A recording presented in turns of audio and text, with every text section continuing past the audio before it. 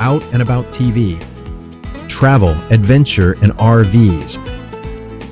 Join Sharon and Tom each week as they travel America in a 30-foot trailer exploring and living the RV lifestyle.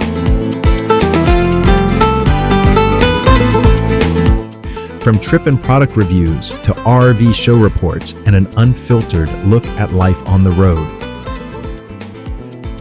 This is the show for you.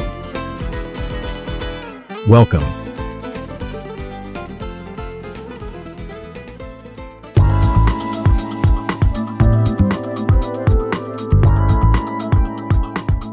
Love is in the air, everywhere it can be found. I love springtime, and it's going to be a great summer. Are you ready for the camping season? Have you de-winterized your rig? And you've checked all the systems? Maybe ran some water through the water system, done a few black tanks, fills and release, and do you do your wheel bearings every year? Some people do, some people don't. I think people who own classic trailers tend to do their bearings more often. I do mine every year. I've got a 1969 Shasta.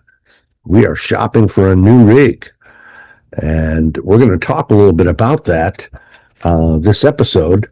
And the most important, exciting news is that Sharon is returning from Europe. I cannot tell you how happy I am about that.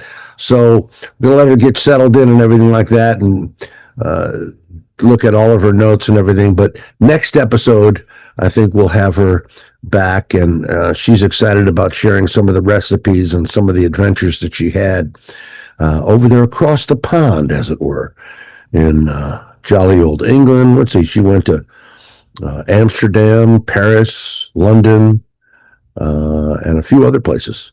So it's very, very exciting. Also, this time, we're going to talk a little bit about hidden Florida. There's two kinds of Florida. There's the touristy Florida that everybody knows, Disney World and Epcot Center and all that kind of stuff, Miami. And then there's the hidden Florida, places like Apalachicola and the Big Bend and that area, and the Blackwater River State Forest, the Blackwater State Forest, which is one of the biggest, if not the biggest, in the entire state. I think it's 250,000 acres. Yeah. And we did a trip report on Carrot Lake, and that is part of the Blackwater Forest. So we're excited about that. We're also going to talk about, and this is where it's a win-win, is as I do research for Sharon and I, getting ready to go full-time next year, I can share all that information with you so that you don't make the same mistakes that I do. So we're going to talk about tow vehicle matchmaking. How can we make sure that we've got the right tow vehicle for the right trailer? And we're going to talk all about that.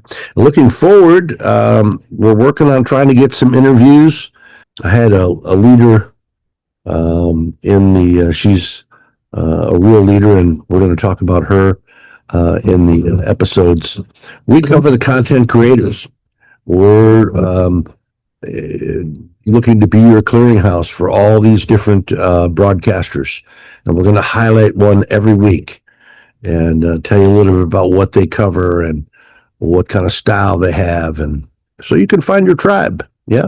Also, don't forget to send us an email. Let us know what you would like to see on the show, and good, bad, not so good, or great.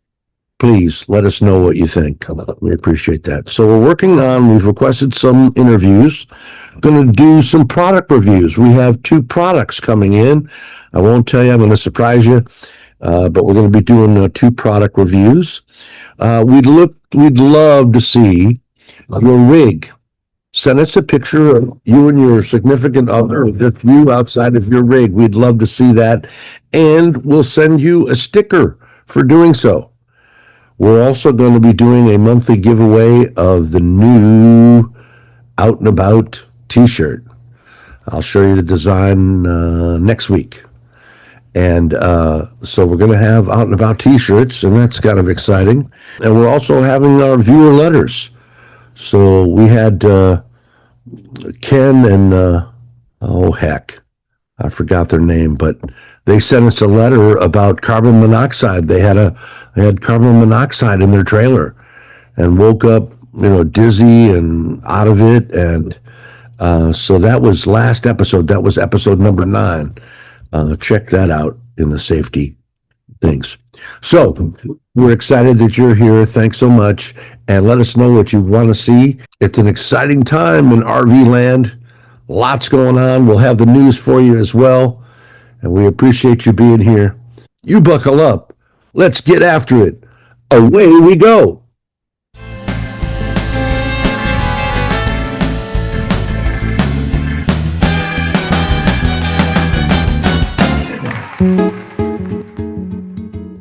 At Out and About TV, we've done the legwork for you, watching, analyzing, and curating the top RV YouTube channels that cover everything from trailers and fifth wheels to vans and mobile homes. Whether you're a full-time RVer, a weekend warrior, or just a RV curious wannabe, we will help you find the very best channels and provide some unique content of our own. Channels that entertain, educate, and inspire with hosts that have the heart of a teacher. These RV YouTubers have turned their passion into full-time careers, influencing the RV community and even shaping industry trends. Stop by and we will examine what these channels are covering. And it is more than just entertainment. Just consider Out and About your personal digital campfire. For all things RV.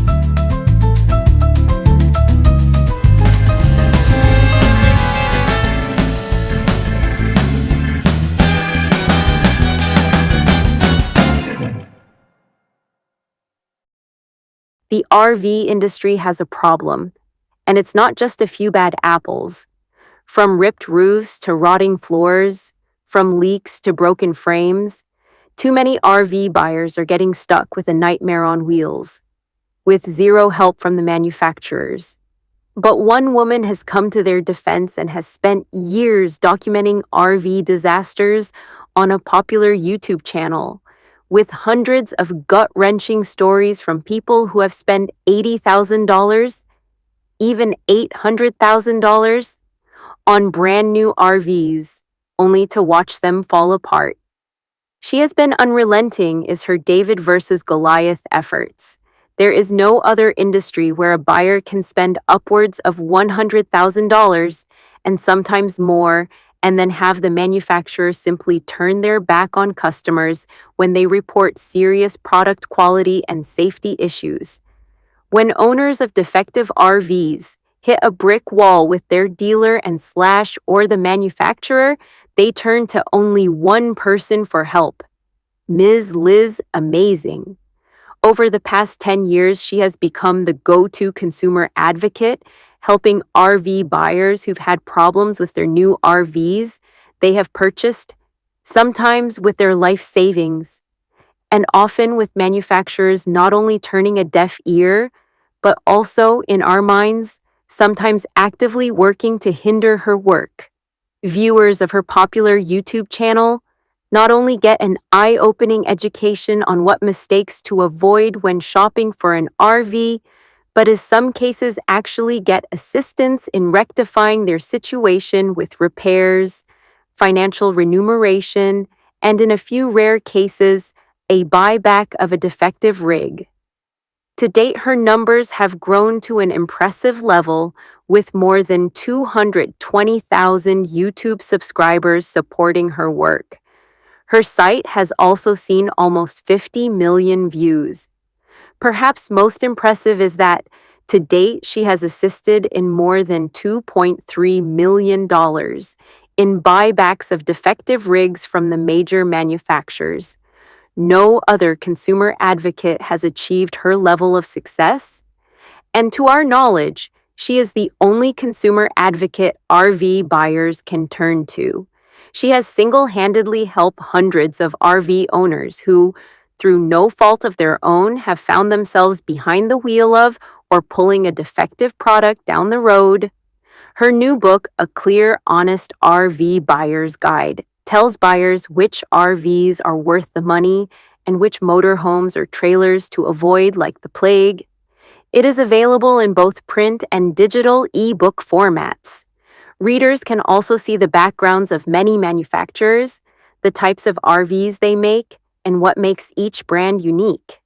It also lists their websites and provides audience comments and buyers' real-world experiences. It is a valuable database for anyone considering an RV purchase. Liz has been RVing since the 1980s and was a full-time RVER for almost 6 years. She now spends summers up north and winters traveling in the sunshine in her RV. She has owned 10 RVs, including a truck camper, a camper van, 2 Class Cs, 2 travel trailers, 3 fifth wheels, and a motorhome. Liz began full-time RV life in 2018 and started her YouTube channel in 2019. The fast-growing channel is watched by anyone rooting for the little guy. When owners of defective RVs hit a brick wall with the dealer or the manufacturer, they turn to her for help, providing a last avenue of assistance. Liz truly is amazing. A passionate advocate for today's RV consumer, she's proving the old adage that there is always strength in numbers, and her growing online community is proving it. You can view Liz's amazing work and watch her latest RV advocacy videos at her website, www.lizamazing.com, as well as her very active YouTube channel. Tom and Sharon hope you will support her vital work. I'm correspondent Hope for Out and About TV, where we cover the content creators. Thanks for watching and see you next time.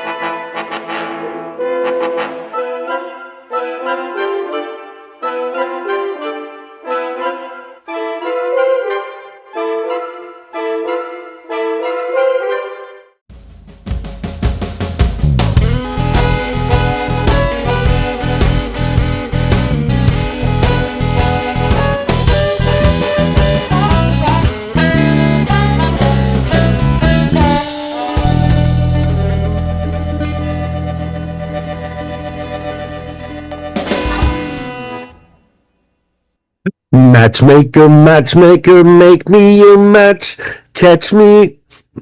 No, it's time to talk about tow vehicle matchmaking. It's a marriage made in heaven. How can you make sure that the tow vehicle you have now or want to buy is going to have enough oomph to tow the rig that you currently have or want to buy? Let's crunch some numbers and take a look.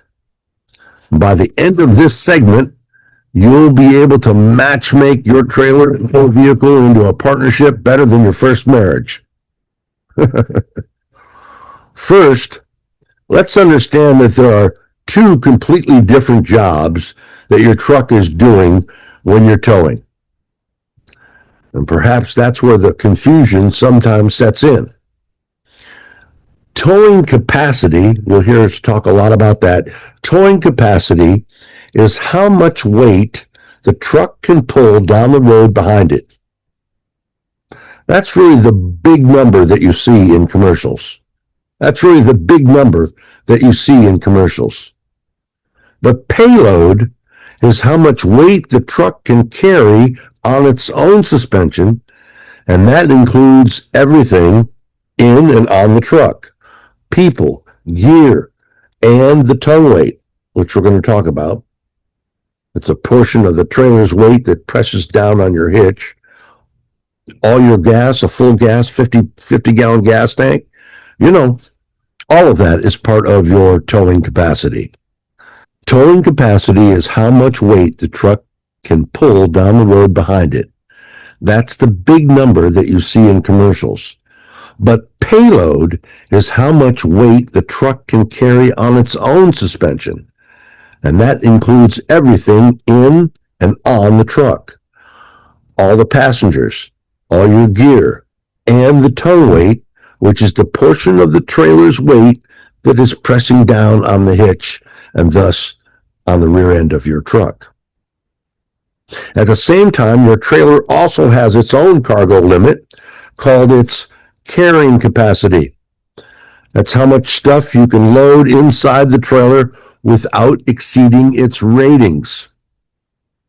So even if a truck can pull a heavy trailer, it may not be able to safely carry the tow weight of that trailer once you add passengers and all your gear. That's why payload and not towing capacity is often the number that limits what you can safely tow. And frankly, this is where most RV buyers get it wrong, including myself. And I think it's also important that we realize that, we're talking about two different things. It's one thing to hook up your trailer and drive it to a nearby campground for the weekend, but it's a total another matter to hook that bad boy up and drive across the country from one end to the other every day, 365. And those are two different kinds of towing, and each has its own rewards and demands. Towable RV buyers walk into a dealership, they look at a truck, and they ask one question: how much can it tow? Well, the right question should be, how much can it carry? Not how much can it tow, how much can it carry? In this equation, it's almost like the chicken and the egg. Some of you believe you should choose the truck first, and some believe you should buy the rig first, and then find and purchase the appropriate tow vehicle. Both are completely valid. But today we're going to use my truck as a real-world example. We call him Harvey. Harvey is not a 6-foot rabbit. He is a Ford F-150 PowerBoost 3.5-liter V6 hybrid. It's a great truck. Plenty of power. On paper, and according to Ford Motor Company and the salesman, it can tow a little bit more than 10,000 pounds. I think 11,348 pounds or something like that. But here's what most people don't understand. The sticker right there on the door is really the most important number on your truck.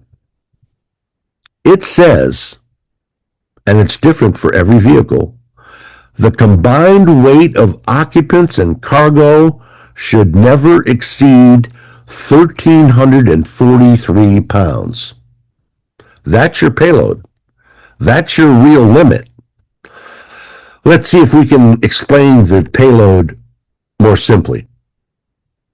Payload is everything the truck carries: your generator, your passengers, all your gear, your hitch, and the tow weight of the trailer. That's all part of your payload. And when you hook up your trailer, you're not just pulling weight, you're carrying part of it as the tongue weight. And we're going to talk about that. Let's walk through a real-world example. Let's load this truck just like real people are going on a real trip. First, we've got the driver and passenger. Let's call that 400 pounds. It's more like 500. Let's put some gear in the bed, another 200 or 300 pounds. Maybe a generator, it's another 75 pounds. A weight distribution hitch, it's about another 100, 150 pounds. Now we've already used about 700 pounds, or maybe 800 of the total payload. So let's do the math. That leaves us with about 600 pounds of payload capacity remaining. That's all we have left for trailer tongue weight. We've put all of our stuff in the truck, but many times we forget about that 10 to 15% weight of the trailer being on the hitch in tongue weight. So let's connect the trailer and its weight. And here's the key. A typical travel trailer puts about 10 to 15% of its weight on the hitch. So if we've got roughly 640 pounds left, that puts us in the range of about a 5,000 pound trailer, not the 10,000 pound trailer that Ford is talking about. And let's be real. A 10,000 pound trailer, could you hook it up and pull it to a local thing and not have a problem? Yeah, you could do that. But you ain't going to hook that thing up and drive across the country and drive up an 11% grade on a mountain out west. Or if you do, you're going to be replacing the transmission or the rear differential at some point. So when we look at the numbers, that puts us in the range of about a 5,000 pound trailer, not the 10,000 pound trailer that Ford is talking about. It's a hard reality check. This truck was and is advertised to tow 10,000 pounds, but in the real world, with real people and real gear, down the highway at 55 miles an hour, or up a 10% grade on a mountain, fat chance. And we're talking about 3 years of basically nonstop travel. Well, sure, you might do it for a month or two, but sooner or later, something's going to give. When I looked at the real world numbers and spoke with other trailer owners, although it was hard to hear, we have come to understand that our current F-150 is really a 5 to maybe 6,000 pound tow vehicle. That is to say, it can safely and effectively tow a trailer in the 5 to 6,000 pound range. And that severely limits us. You know, when I look at, we're going to live in this bad boy for 2 or 3 years. We want it to be comfortable. We want it to be big enough. So anyway, let's clarify the GVWR. You'll see that, the gross vehicle weight rating and what a tow vehicle's axles can carry. So let's take this one step further. Harvey, our truck, has a GVWR of 7,350 pounds. That's the maximum weight of the truck fully loaded. It also has axle limits. The rear axle is rated to 4,150 pounds, and that's important. That's where most of your trailer weight is sitting, on that rear axle. You can hit that limit before anything else, especially if you're not careful about weight. So let's take a look at a half-ton versus a 3/4 ton tow vehicle. The difference between a half-ton and a 3/4 ton truck for towing is significant.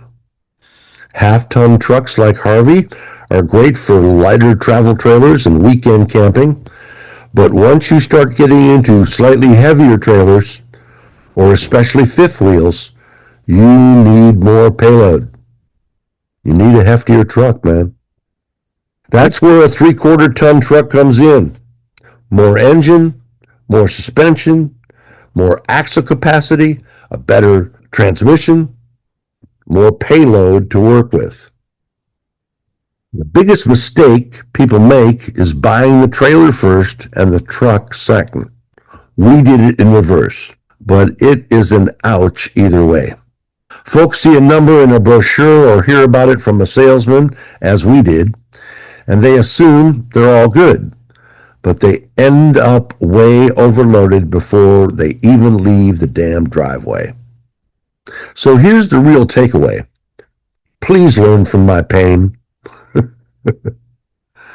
Towing capacity may sell trucks, but it's payload that keeps you safe every time.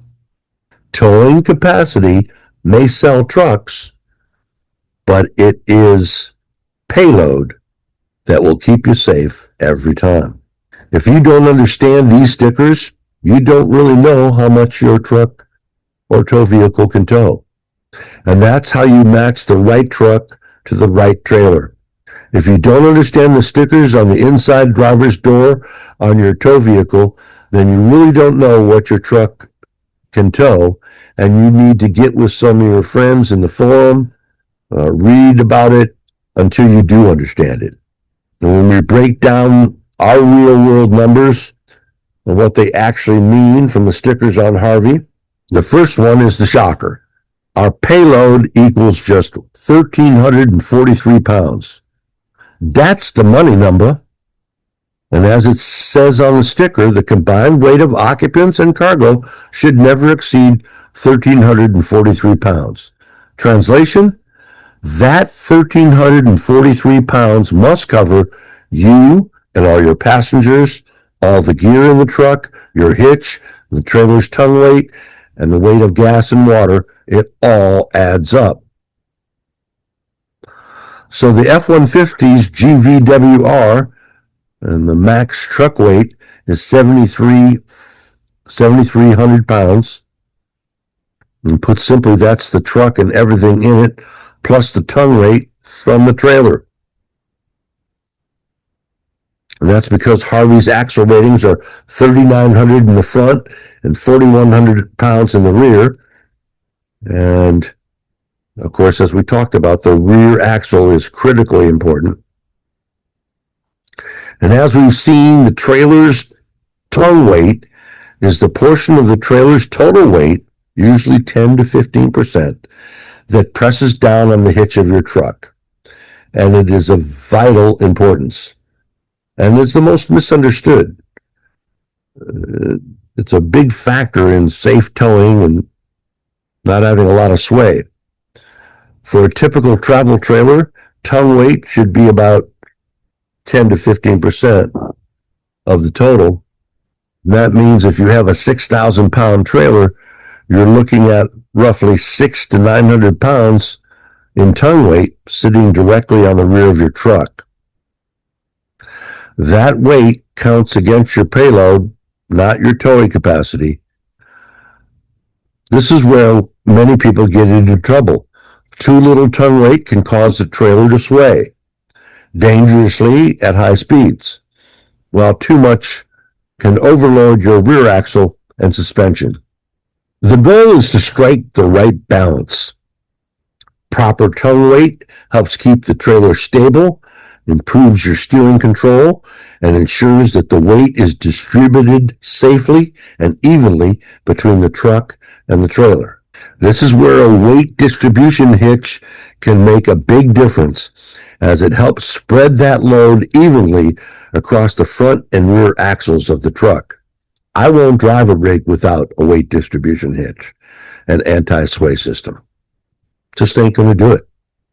And I have better peace of mind and a better time because of that peace of mind. So think about that.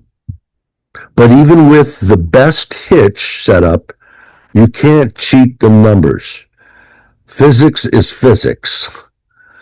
Your truck still has to be rated to carry all that weight.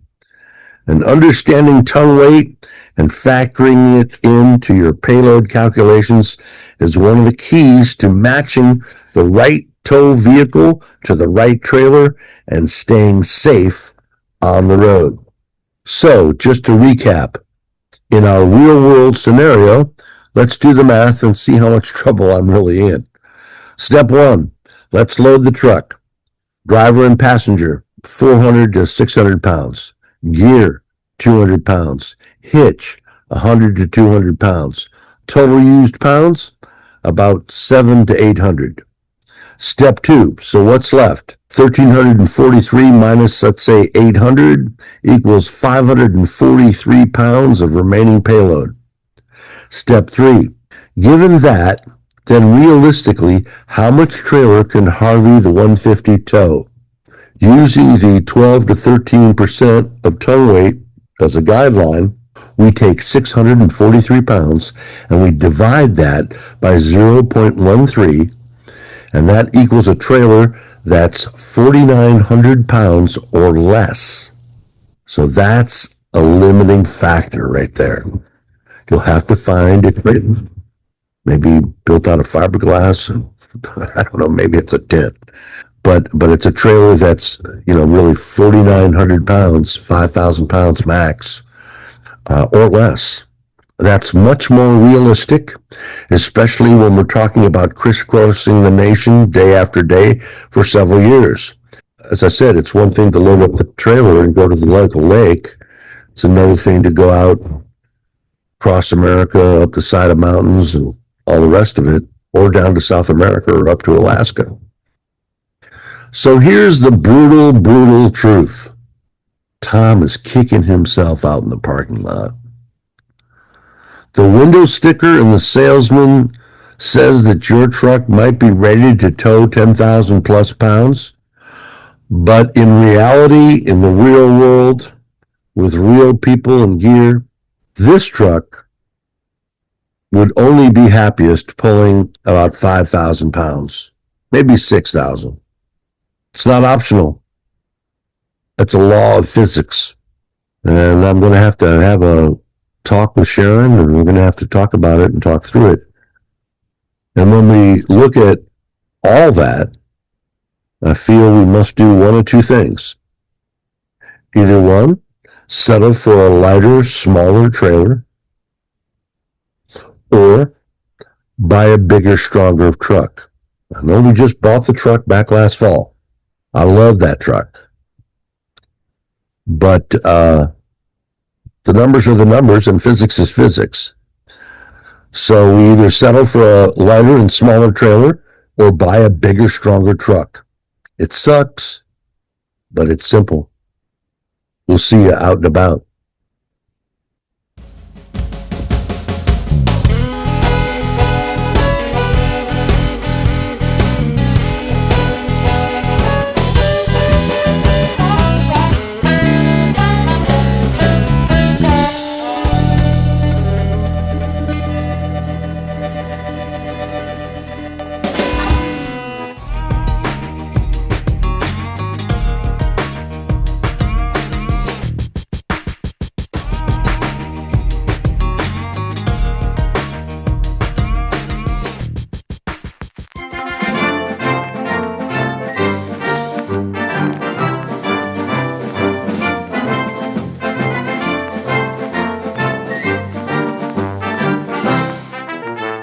From the sea, from the air, from the land, the latest in news and perspectives.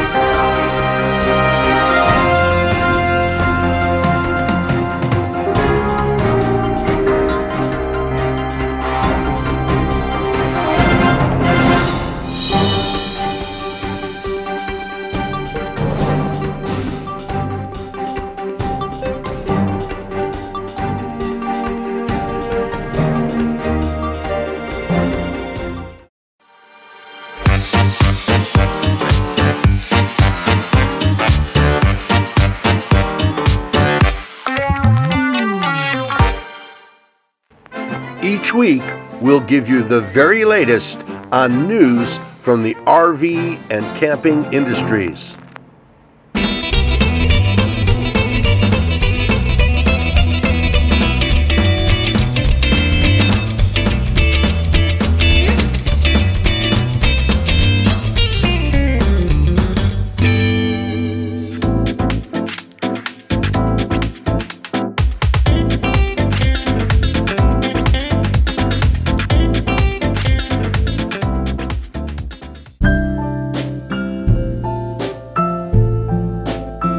Hidden in Florida, the Blackwater River State Forest.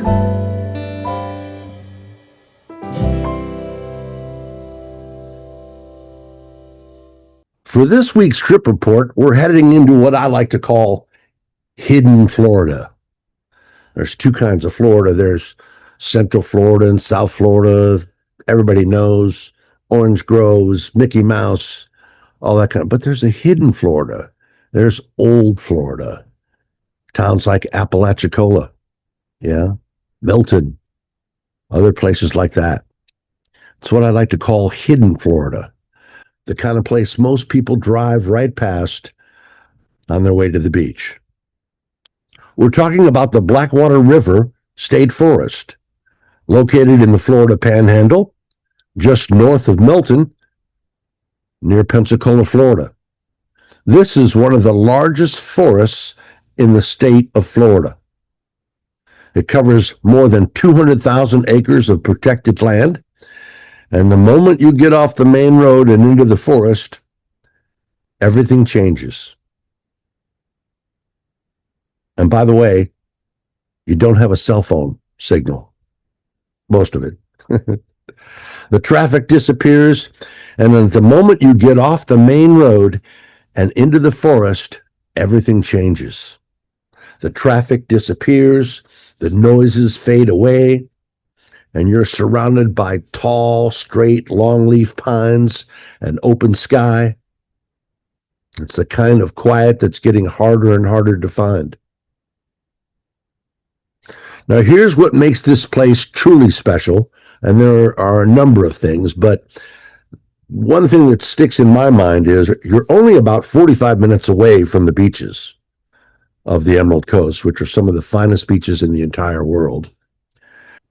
You also have Pensacola Beach and Navarre, but it feels like you're 1,000 miles away. It feels like you're in Alaska, and you're far away from that. There are no crowds, no high-rise condos, no packed parking lots, just nature. Let's start with camping, because that's really why we're here. Inside the state forest, you've got several campgrounds, places like Carrot Lake, which we covered in, episode 4? Bear Lake, Hurricane Lake. And these are what I like to call classic forest campgrounds. They're simple, they're clean, they're affordable. With a senior pass, I want to say we spend something like, and then I get a veteran's, it's around $18, $14 a night, something like that. You're looking at roughly, let's say $15 a night, give or take. And for that, you get a quiet site, usually with a picnic table and a fire ring, access to some of the most peaceful surroundings you're going to find anywhere in Florida, beautiful bathhouses with hot showers. Yeah, it's a great value. I always think that state parks are a great value. Now, if you want something a little bit more developed, just down the road, you've got the Blackwater River State Park. Before we were talking about the state forest, and there are several little campgrounds within the state forest, but there's also the granddaddy of them all, the Blackwater River State Park. The campsites here run about $20 a night plus fees, and you'll get water, full electric hookups, restrooms. I want to say they have sewer as well. It's a nice step up from comfort from some of the other smaller sites. But you're still right in the middle of nature. And hiking trails are, just outstanding. This is not resort camping. This is the real deal, and that's the whole point. Let's talk about the river, because this is really the star of the show. The Blackwater River is one of the most pristine rivers in the entire country. I want to say maybe the Apalachicola River. But the water has a dark tea-colored look to it because of natural tannins from the surrounding vegetation and trees. But when you actually look down into it, it's incredibly, incredibly clear. And underneath that water, you've got bright white sand, almost like a beach running through the forest, which you'll see. The current is slow and steady, which makes it perfect for canoeing, kayaking, and one of my favorites, tubing. There are miles and miles of river to explore, including a designated canoe trail that stretches for more than 30 miles. You'll float past beautiful white sandbars, shaded banks, and long stretches where it feels like you're the only person out there. Sometimes you are. And those sandbars, that's where people pull over, set up for the day, maybe have lunch, maybe just sit in the water and cool off. It's simple, but it's hard to beat. There are different kinds of beaches. It's not all just on the Gulf or the ocean, whatever. These are river beaches. Beyond the river, there's more to explore. The forest itself is one of the most unique ecosystems in North America. The longleaf pine and the wiregrass system. At one point, this covered a huge portion of the entire southeast. But today, it's actually rarer than a tropical rainforest. So when you're out here hiking, you're walking through something that's both beautiful and historically significant. There are hiking opportunities all over the forest, including sections of the Florida National Scenic Trail. And these trails wind through the pine forest, the wetlands, and the open areas that change dramatically depending on the time of day and the season. Early morning and late afternoons are especially beautiful out there. They're my favorite times. And with the light coming through the trees, the whole place just glows. And then there's Munson. Sounds like a band, doesn't it? And then there's Munson, and in particular the Munson Pool, a spring-fed lake. It's gorgeous. Munson is the kind of getaway and gateway into this whole area. It's quiet, it's low-key, and it feels like a step back in time. There are wooden boardwalk trails out there that take you right through the woods and across some of the wetter areas. It's peaceful, it's scenic, and it gives you a chance to really slow down and take everything in. About a year and a half ago, we were walking on one of those boardwalks, just a normal day, taking our time, enjoying the weather and the walk.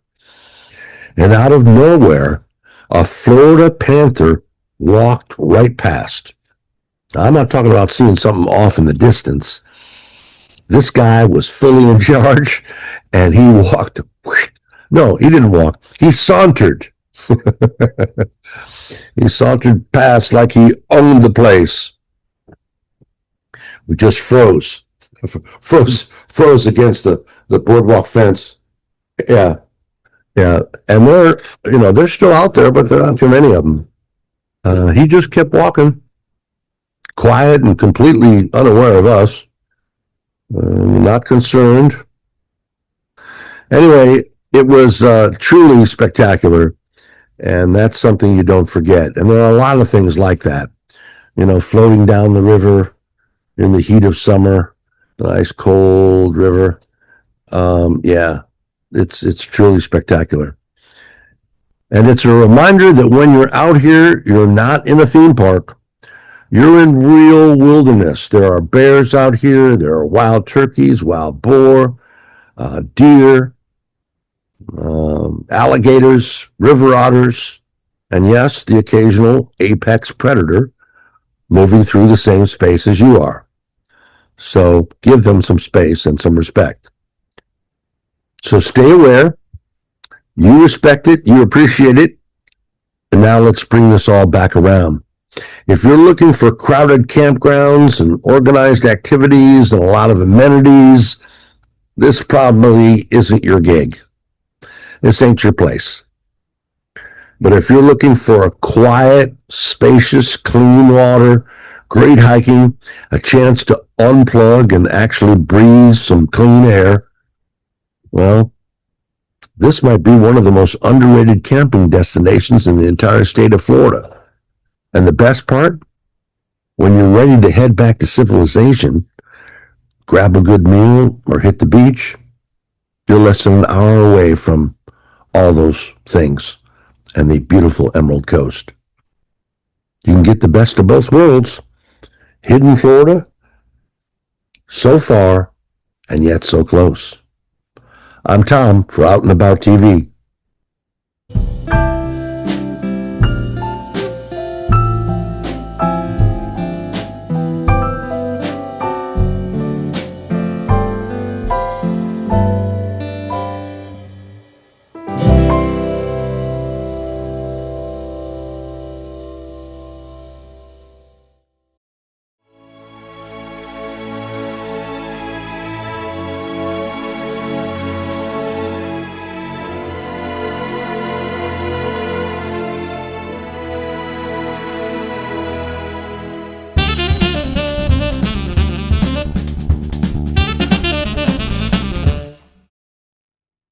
On this week's gear segment, weather radios.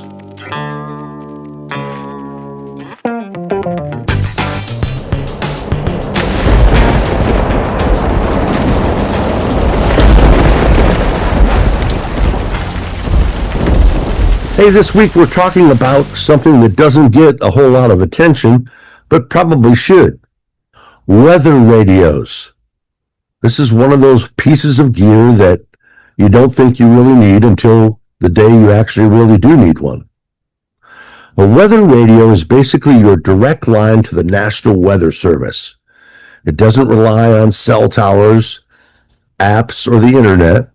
It works even when the power is out, when cell service is down, or when you're out in the middle of nowhere, which I frequently am. And that's the key. Because when bad weather hits, especially when you're camping or traveling, you don't always have reliable cell service or electricity. A weather radio fills that gap. Now, here's where the information actually comes from. These radios tune into what's called the NOAA Weather Radio Service. That's a nationwide network of transmitters run by the National Weather Service. Part of your tax dollars are paying for that. Broadcasting weather information and emergency alerts 24 hours a day, 7 days a week. And it's not just weather. You'll get alerts for tornado warnings, flash floods, hurricanes, chemical spills, any public safety emergency. Now, here's the part that most people don't realize, and it's one of the most important features. These radios alert you automatically. Many models use what is called SAME technology, Specific Area Messaging Encoding. That means you program in your county, and the radio only alerts you to stuff that's happening in your area. Even better, some radios will turn themselves on, sound an alarm, and start broadcasting the warning immediately, automatically. So if something happens at 2 a.m. while you're asleep in your camper, it wakes you up. When you're shopping for one, there's really a few features that really matter in selecting the right weather radio. First, gotta have a NOAA weather band. That's non-negotiable. Second, the same alert technology, so you're not getting alerts from 3 counties away. Third, multiple power sources. You want something that works on batteries, and ideally something with a backup like a hard crank or a solar panel, as well as AC power. Because if the power goes out, this thing still needs to work. Some radios also include handy things like flashlights, USB charging ports, and AM/FM radio. And at that point, it really becomes more than just a weather radio. It's a small emergency tool. Now the good news. These things are not expensive. Basic models start at around $20 to $30. Mid-range radios with alert features usually run $40 to $75. And more advanced off-grid models with hand cranks and solar panels can run closer to $100. But it's not a big investment, especially for something that could wake you up in the middle of the night and tell you that a tornado is coming and to take cover. So here's the bottom line.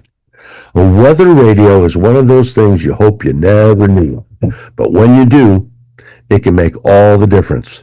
Think of it as a smoke detector for the outdoors. It sits there quietly until it doesn't. And then when it goes off, you better pay attention.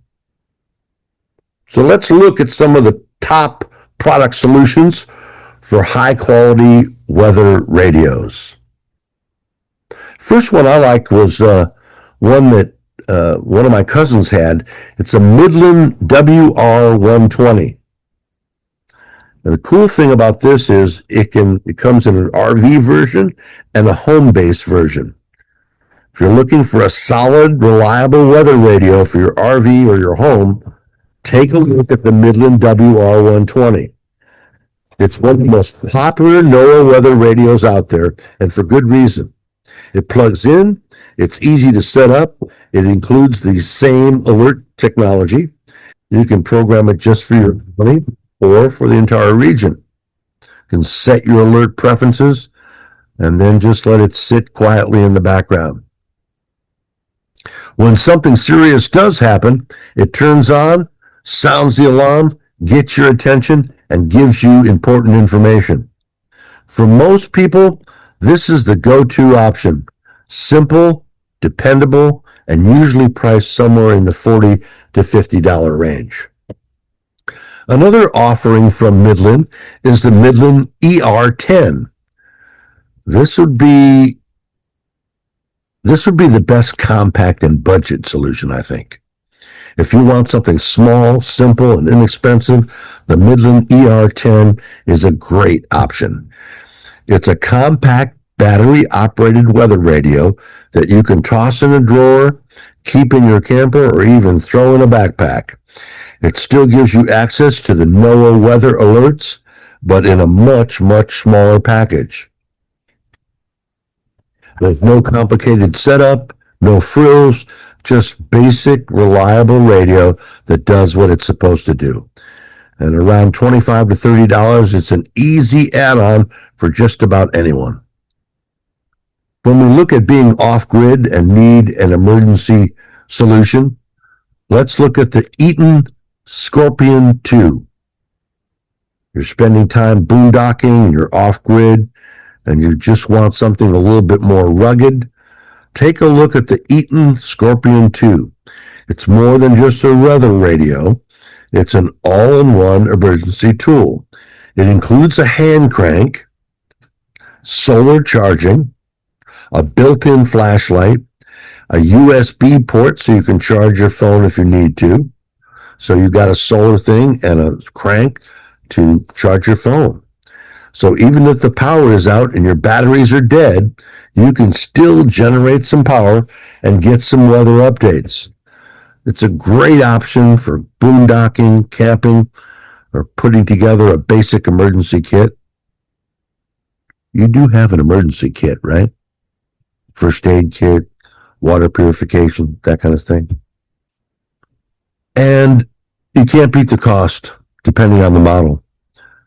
Now, in addition to these dedicated weather radios, there are a lot of newer apps on smartphones that will display both weather and weather radar in real time. They'll also display traditional weather maps. So let's take a look at how to read a weather map before we look at smartphone apps. Reading a weather map doesn't have to be complicated once you understand a few basics. You can get a pretty good idea of what's coming your way, sometimes 3 and 5 days out. First, look at the colors on radar. Green usually means light rain. Yellow and orange mean heavier rain, and red can indicate very heavy rain or even severe storms. If you start seeing reds and purples moving in your direction, that's your first sign to pay attention. Next, watch the movement. We're talking about using a smartphone as a weather radar. Watch the movement. Weather systems almost always move in a particular direction. So if you see a line of storms building and heading towards your location, you can estimate how long you had before a storm arrives. Another key thing is to look for the shape and the structure of the storm system. Long, solid lines of storms often indicate a cold front, which can bring some strong winds and sudden weather changes. Scattered cells might be less organized and can still produce heavy rain and lightning. If you're looking at a broader weather map, you'll also see things like L's for low pressure, H for high pressure. Low pressure usually brings unsettled weather, clouds, rain, storms, while high pressure generally means clear skies and calmer conditions. So when you're looking at these maps, you can know a little bit, be your own forecaster and know a little bit about what's coming down your way. Take a look at these keys and see what some of the signs on these weather maps mean. You don't need to be a meteorologist, just understand these basics, and it can give you a big advantage when you're on the road. These weather apps on your phone, most of us rely on them every day, and they're actually very good, especially for quick checks and real-time radar. Apps like My Radar, focused almost entirely on live radar. They're great because they can literally watch storms move in real time. Incredibly useful if you're mobile. And apps like the Weather Channel, AccuWeather, and Radar Scope all give you real-time radar, forecasts, and alerts right in your pocket. The downside is they depend on cell service. So if you're out in a remote area or you lose signal and a storm is coming, you're out of luck. So I have several weather apps on my phone, but I also have a little NOAA weather radio just in case. That's why a backup battery-powered weather radio is still your best choice. For day-to-day use, these apps are great. They're accurate, they're fast, incredibly useful. Some of them are free. Growing up in Michigan, I remember we had a NOAA radio. It was a small gray box that sat quietly, and by box, I mean it was a actual square box. And we had it for years. It was one of the most reliable emergency tools we've ever had. I've often looked into the same technology, which allows you to program your radio to a specific area or county. And the way it works is pretty fascinating. Before the voice message coming from NOAA, the system sends out a digital signal. kind of like a burst of static. And that tells the radio what the alert is, where it applies, and how long it's valid for. The radio then decodes the signal, sounds an alarm, and then plays the message. So even if the radio is off and you're asleep, it'll wake you up and alert you. That's exactly why a lot of emergency managers still recommend having one in your home or RV. It's simple, reliable, and doesn't depend on cell service or the internet. It's still one of the most best and reliable weather alert tools you can have. Even with all the apps and technology today, we are still vulnerable to the whims and rage of Mother Nature. But having a weather radio is a smart tool that will keep you safe. Go get one, and may blue skies be yours.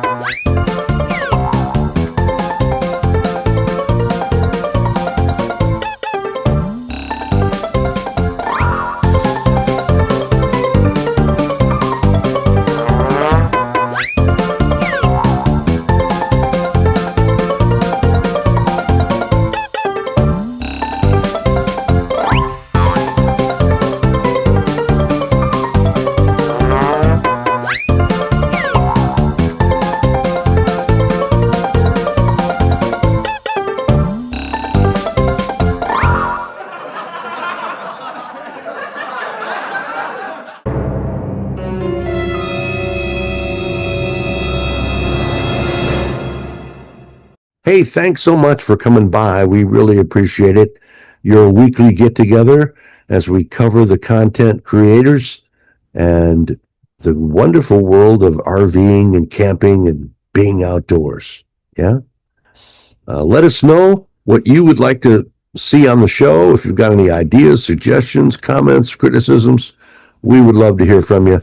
Just send us an email right there. Also, please visit our Facebook page.